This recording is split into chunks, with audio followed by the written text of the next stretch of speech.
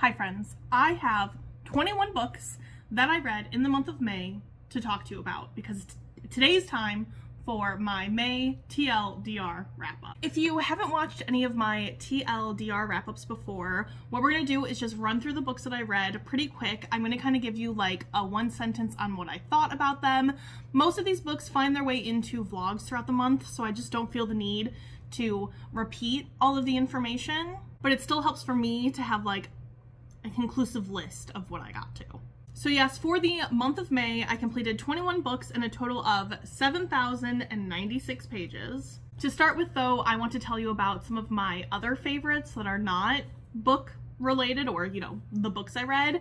So my favorite snack in the month of May has hands down been sweet potatoes and like bananas. Not necessarily together, but I'm just on such a sweet potato kick right now. I don't really love a sweet potato fry. I just kind of love like a good baked sweet potato with a little bit of like cinnamon sugar. That's really been hitting. Our favorite show we've been watching has definitely been The Good Place. I watched up until like season 3 when the show first came out, and then I just kind of fell off. I was in school, just wasn't watching TV.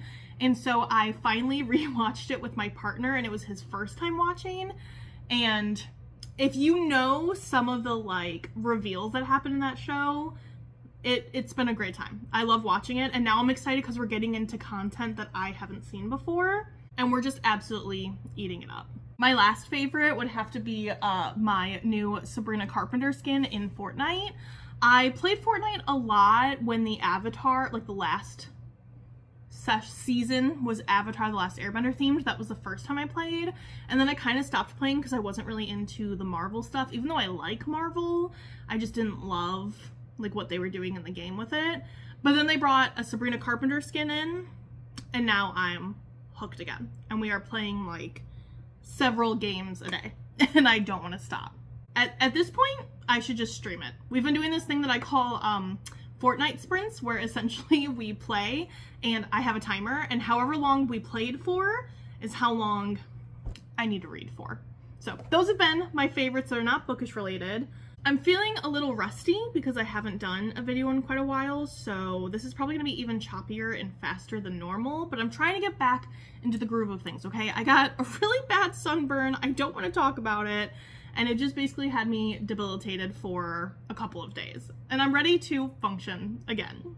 So the first 4 books I'm going to just run through really quick that I read are the Junie B. Jones books I've been reading for Martine and Bailey's Junie B. Jones read-along that we're doing. We're officially quite a bit into the series, like to the point that we are now on the second part of the series, like her being a first grader, no longer in kindergarten.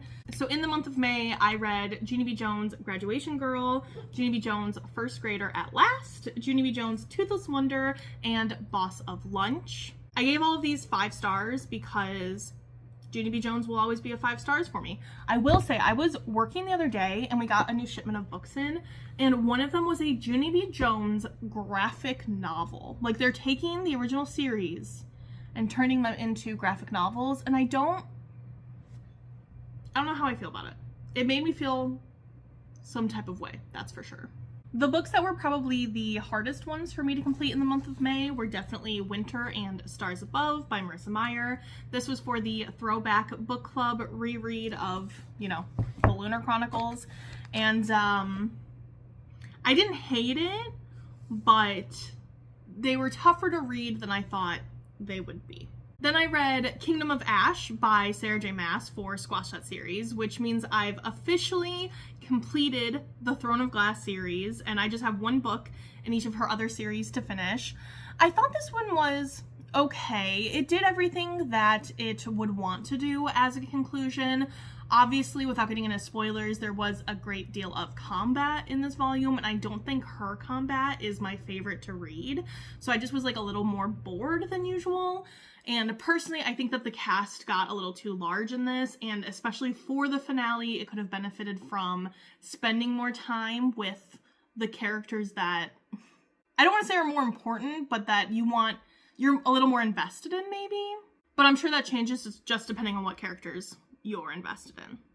I gave it, I think, like a 3. Then I read Sunrise on the Reaping by Suzanne Collins. This was also for Squash That Series. My partner and I listened to it together. I think I gave it like a very generous 4. I mean, Suzanne Collins, I just already loved the characters, so that definitely helped with my reading experience, but I wouldn't say it blew my mind. Like, I could see why someone would feel like it was a little redundant or maybe overdid certain themes.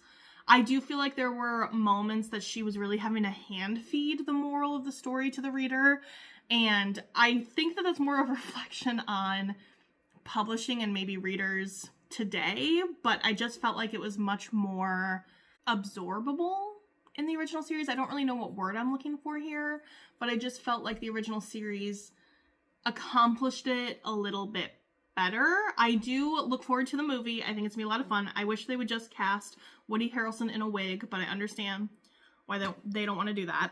I think the movie's gonna go pretty hard though.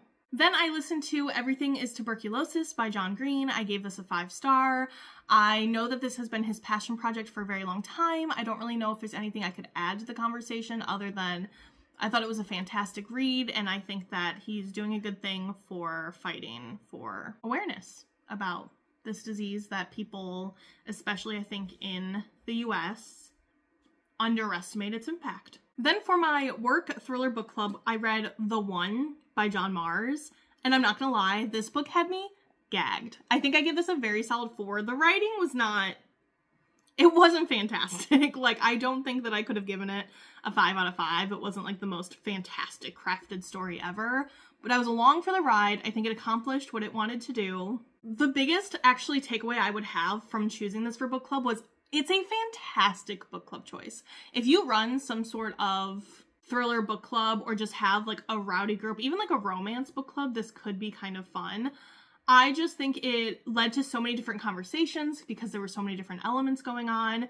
Let me know also if anybody's ever interested in like books I recommend for book clubs video, because I've just done a lot and I have some that have provided better conversation than others. So if you think that would help, let me know. Speaking of book clubs, the next book that I read was Sky Daddy by Kate Folk.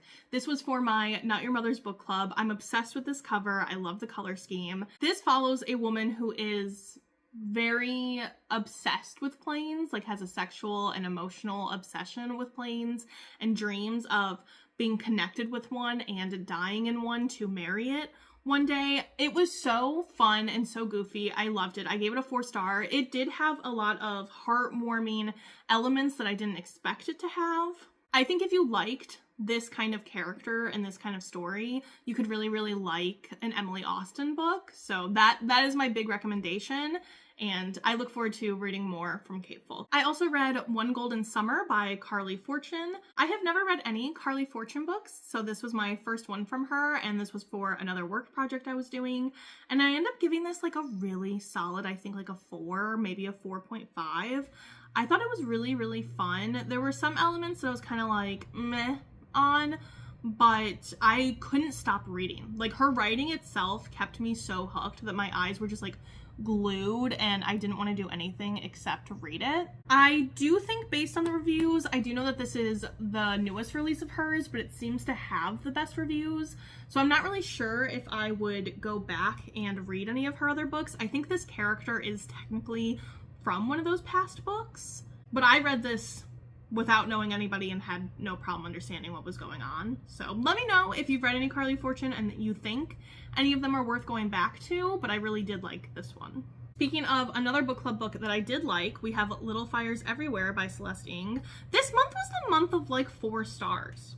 I feel like I did a good solid job in my picks, and I ended up really enjoying everything I read, though I don't know if I have many all-time favorites. I really did like this one. I thought it was so interesting, and I actually grew up in the county where this story takes place, so that just added a really interesting element to it as well.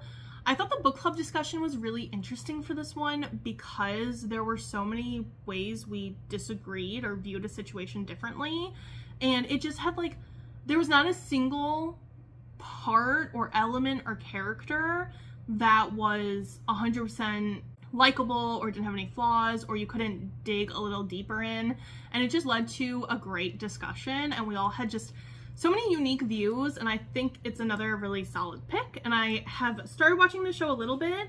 I love Reese Witherspoon.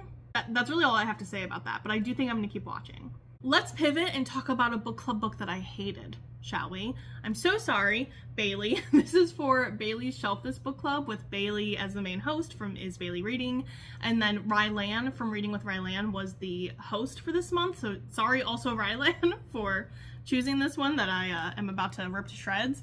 I hated this book. This is With My Little Eye by Jocelyn Jackson. Generous 2-star because I just felt bad doing worse. I hated it.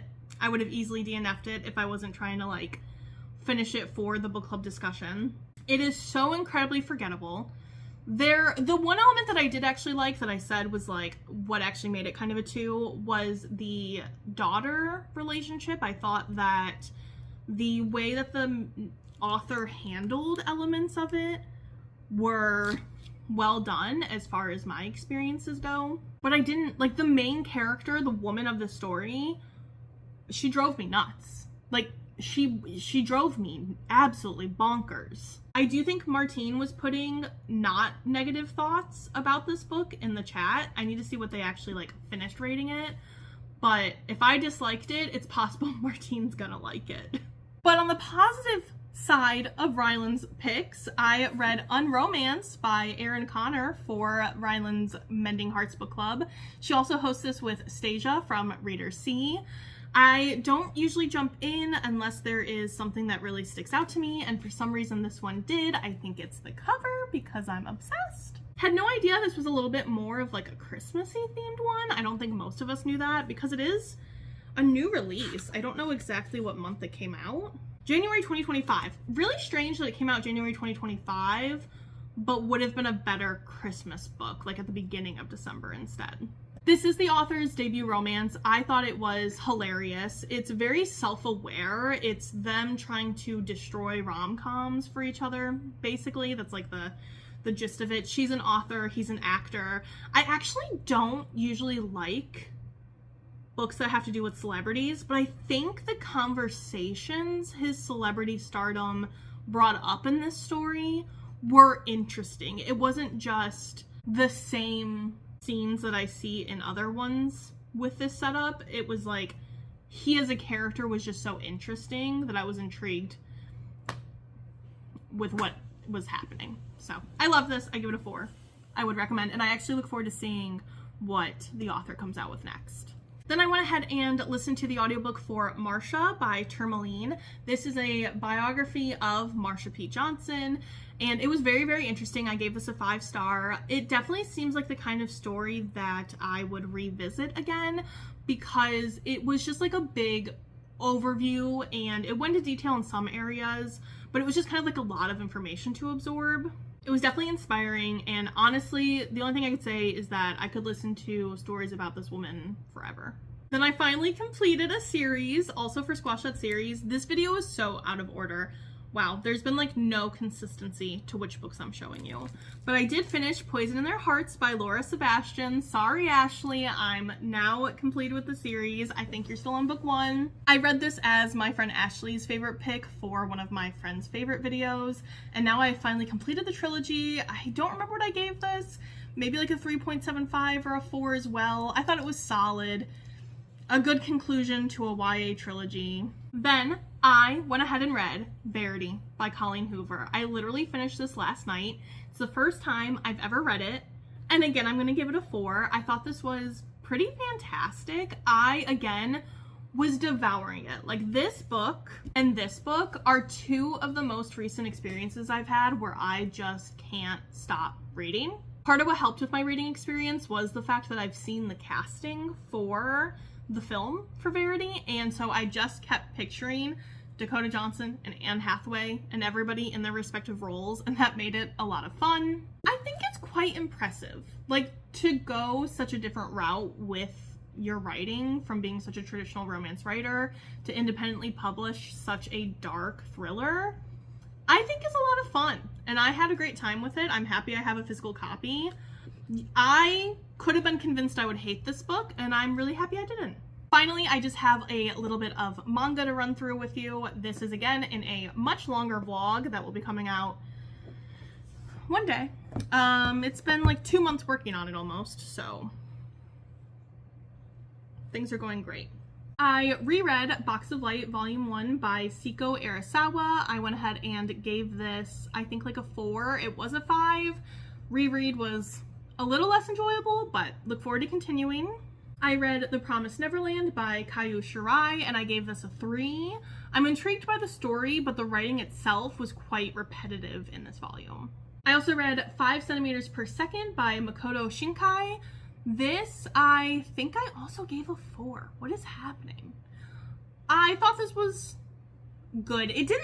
I didn't leave the book feeling good, but I think the messages that I got from it were well done and unexpected. And then finally, the absolute last read that I just finished before filming this is Full Metal Alchemist by Hiromu Arakawa. This is volume 1. I loved it. I'm giving this a 5-star. It's a great way to end off the month. It's darker than I expected. There's at least one thing that happens that I didn't feel great reading about, but I thought the writing in this was fantastic. I thought that the pacing and the storytelling was great. I think this is like a perfect volume 1 to get kicked off into how the story is going to go. I've never watched the show, so this is like my only exposure to Full Metal, but I just know that people love it, and I think I might be people. So I look forward to continuing this series. So that is my wrap up. This was certainly a video I filmed. I will just see you in my next one with my June TBR. Thank you for watching this. If you're still here, don't forget to like this video and subscribe. And hopefully I'll be warmed up and less rusty when I film next. Bye!